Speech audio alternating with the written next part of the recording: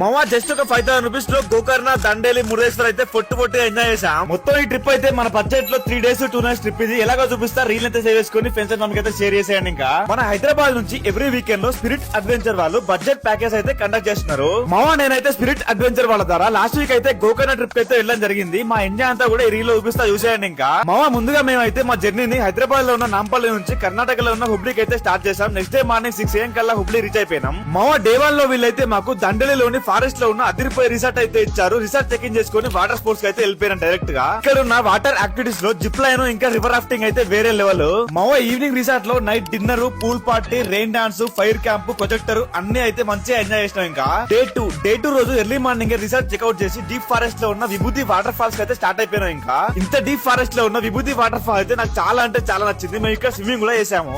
On the వేలో next అయితే ఇంకా లంచ్ అయితే కంప్లీట్ చేసుకున్న తర్వాత అక్కడ నుంచి మమ్మల్ని హనవర్ మ్యాంగ్రూవ్ ఫారెస్ట్ బోటింగ్ అయితే తీసుకెళ్లారు.